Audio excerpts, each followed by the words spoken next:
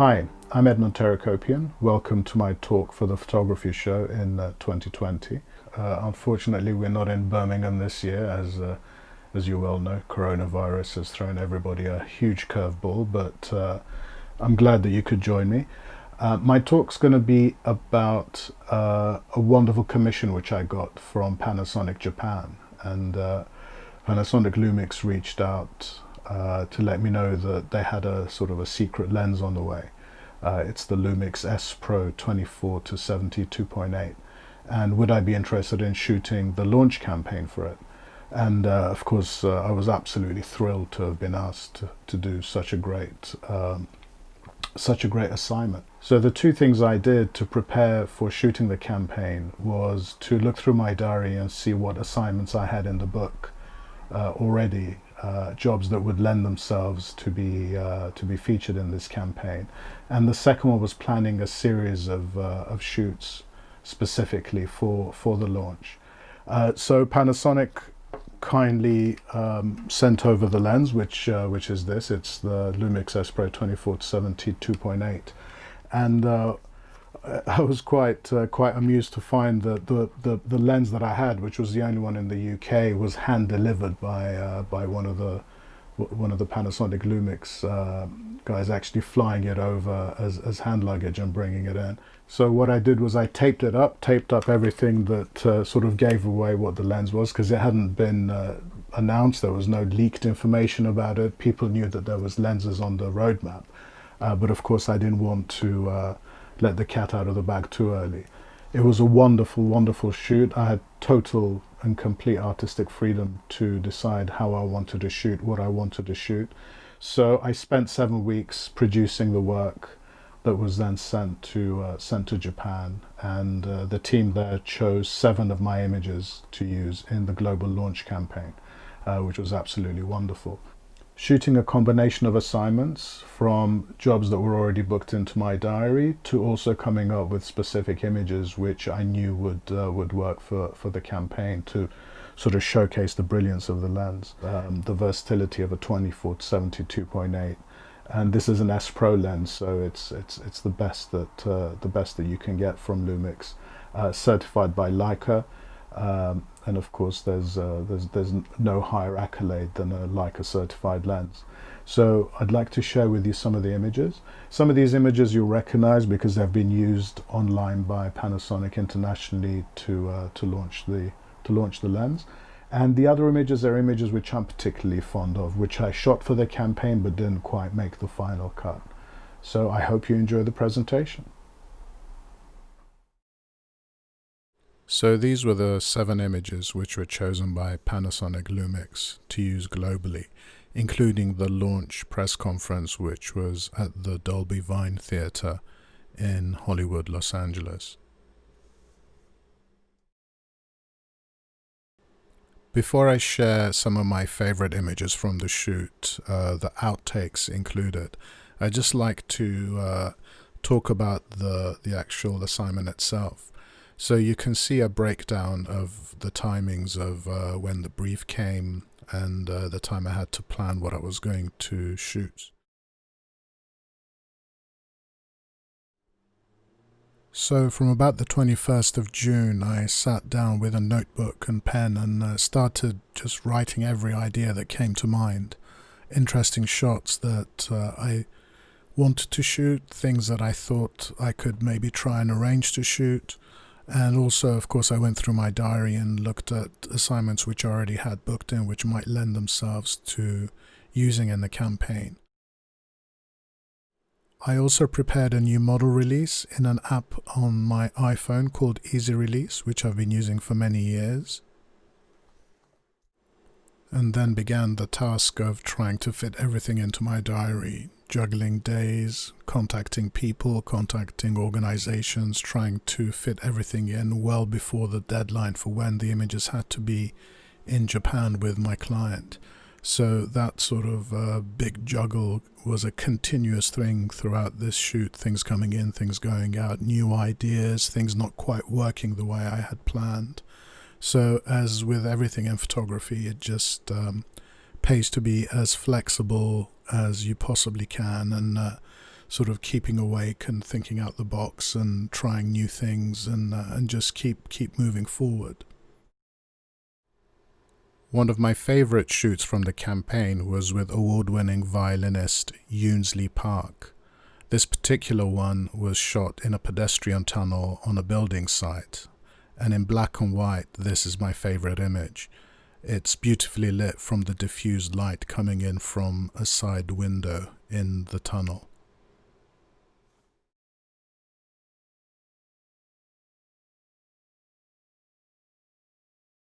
It was a delight to be able to do a portrait of German TV's legendary presenter Max Moore.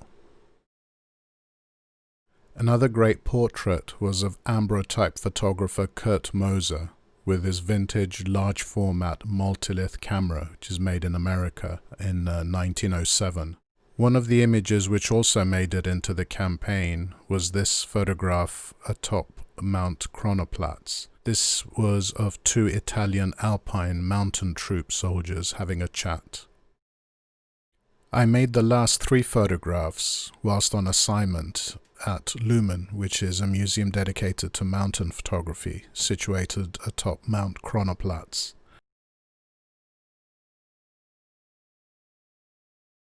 In the short film, you get a glimpse of me at work on assignment, so it's an interesting behind-the-scenes look of me shooting with a lens for the campaign.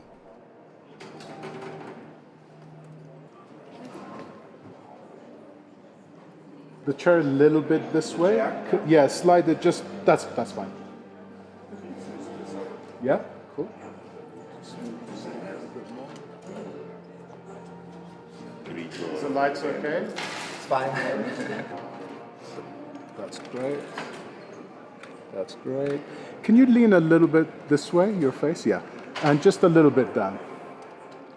Fantastic.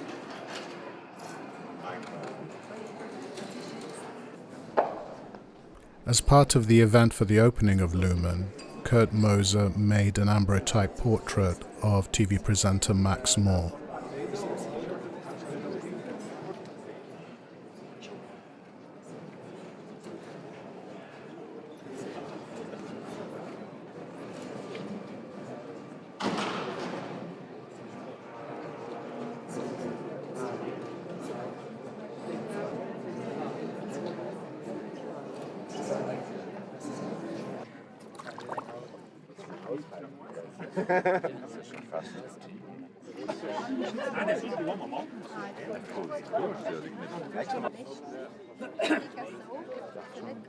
Great, thank you. Thank you.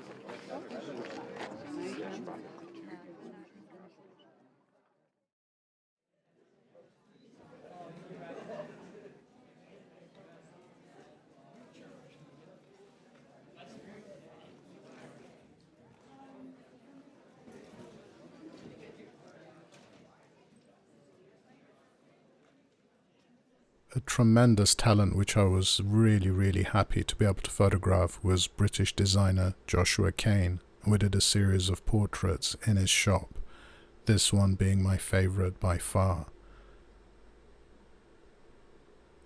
His work always involves amazing textures and designs and colours, and the lens just picked all of this up beautifully.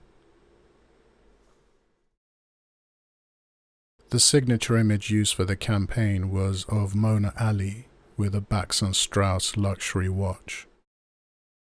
My favourite image though was this particular one, which didn't make the cut for the campaign, but I just love the gentleness of it and the colour palette from the watch through to Mona, the lighting, everything about it just works for me.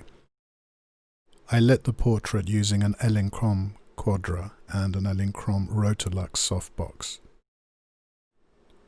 I had a great commission from director Stephen Unwin to do some portraits of him. And this assignment led itself perfectly for the Lumix S Pro 2470 project. I particularly like this black and white image.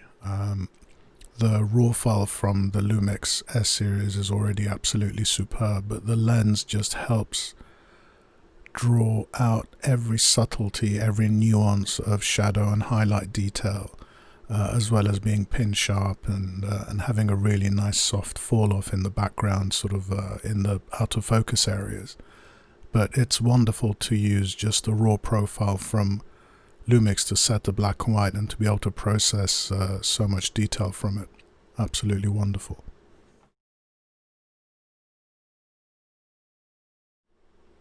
To cover a variety of genres within photography, I also did some scenic imagery, some landscapes and urban landscapes.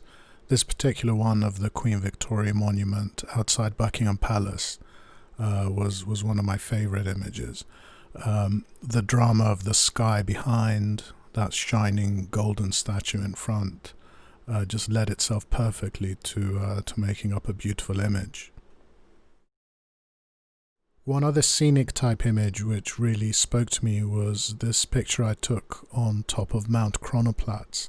It's of the Alpine food space and restaurant, and I just loved the sort of the sunset, the colors, nature showing off its absolute beauty, and then the reflections on the restaurant. One of the things that really also drew me to it was the silhouettes of the people inside and the little details, and specifically that sort of glass of white wine being backlit by the gentle rays of the setting sun hitting it just at the right angle. This was another one of the scenic images within my selection. This picture I shot specifically to show how pin sharp the lens can be, but also equally at the same time how soft the fall off is, how gentle and soft the bokeh is. And it sort of made this beautiful tapestry of color, sort of nature weaving its tones and colors and shapes into this sort of pin sharp foreground detail.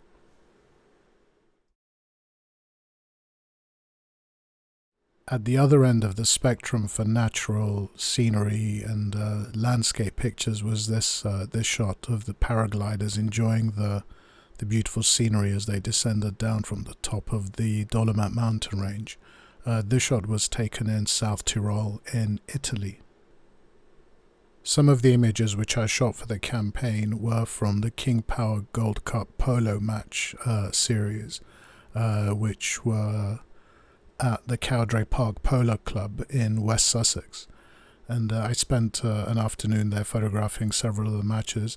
A little bit challenging to do polo on a 24-70, but walking around there's always images that one can see, sort of substitute horses waiting to go on, or this beautiful stunning black and white image of a horse being cooled down and given water and a shower after the game.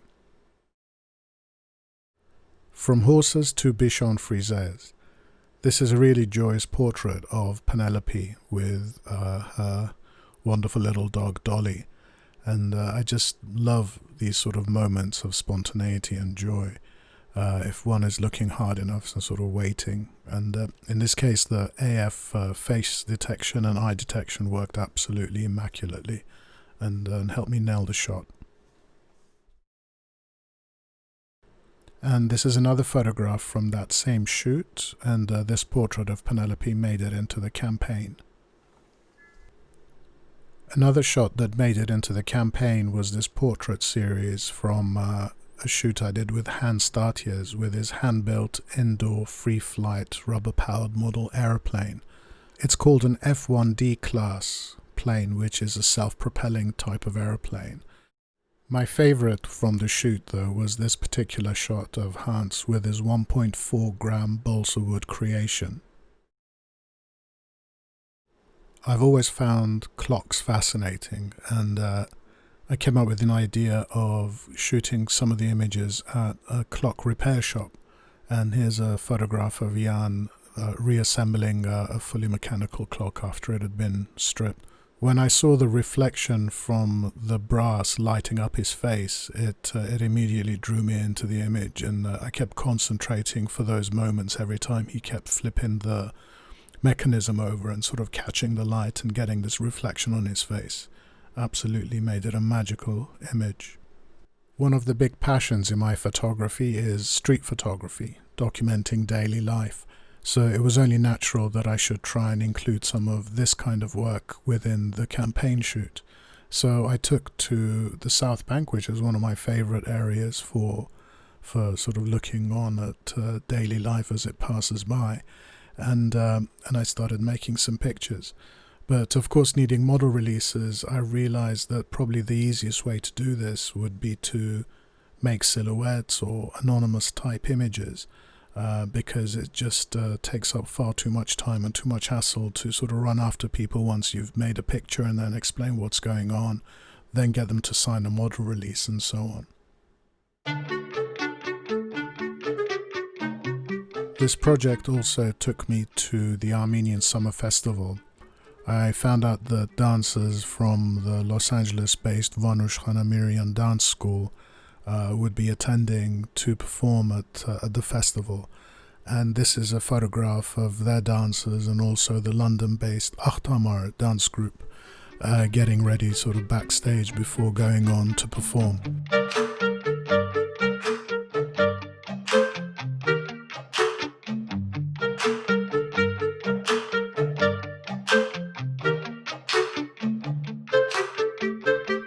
One can never go wrong with a colourful clown and entertainer, and this is a picture of Christina Petra at work with a bubble blowing machine spreading colourful joy.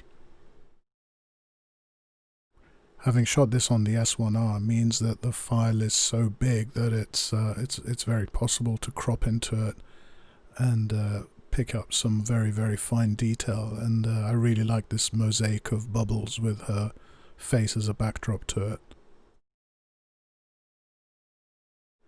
In Greek mythology as well as Armenian mythology, the pomegranate is seen as a symbol of life, and this is one of the images that made it into the campaign and was actually used by Yamane-san when he introduced the Lumix S Pro 24-70 in the Vine Theatre in Hollywood. The pomegranate concept took a couple of days to shoot in a home studio. The lighting was mainly from an Elinchrom style monoblock with a Rotolux diffuser, but I also used Elinchrom quadras alongside some LED lights specifically for the backdrop, which was made from a sequin cloth. I also used various props and even pomegranate juice. Amazingly, I shot close to 15,000 pictures with a lens. A couple of days of this was thorough testing to get accustomed to the lens's characteristics though. But apart from the tests, this involved 29 separate assignments or planned shoots. When shooting such a full-on project, of course it's absolutely fundamental and crucial to be completely organized. Simple things like making sure batteries are charged, there's enough memory cards and so on goes without say. But also the ingestion, filing, backup of images is super important as well. I use Lightroom for my image library. So everything I shoot, photographs and video, gets ingested into Lightroom, gets downloaded into Lightroom. The way I do this is that each assignment, each shoot has its own folder. So everything gets downloaded into a folder. The folder's dated and has a descriptive name as well, so I know exactly what's in there. For this shoot, for this project, I made sure that everything for the project had Lumix S Pro 24-70 in the folder name, along with what was going on with that actual particular assignment. After I'd made my edits of the images and processed the images, I put these pictures into groups and made collections from them. So it's much easier to be able to look into a collection very quickly and see what the edited set of images is, and then that way it helps to narrow down the edit further and further before delivering the full project to the client at the end.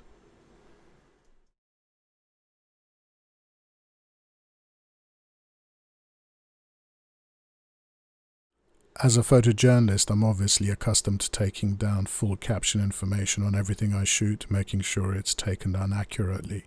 But for a project such as this, involving so many different people, so many different locations and so on, it's absolutely crucial to make sure that information gathering was done. And all of this information was put into the IPTC description area, as well as the keywords. And this way, when the photographs were sent to Japan, my client, Panasonic Lumix Japan, could easily look into the metadata fields of the images and read the description, and therefore be able to easily figure out what's going on in a photograph, as well as use that information in any printed captions that they might want to put into brochures and so on. The last joyous chapter in this journey turned out to be several awards from the work that I'd actually shot for the campaign. I was absolutely thrilled when my portrait of Joshua Kane made it onto the shortlist for the fashion category of the British Photography Awards. I was also thrilled that the International Colour Awards recognized some of the work, again shot for this campaign, and one of the pictures received an honourable mention, and 4 of the other images were nominees in various categories in the awards. Thank you so much for joining me for my talk. We're due to have a question and answer session coming up soon, so please stay tuned, and fingers crossed technology won't let us down. And just stay safe, keep well, keep healthy, and let's hope that next year we'll all see each other face to face in Birmingham at the Photography Show 2021. Take care.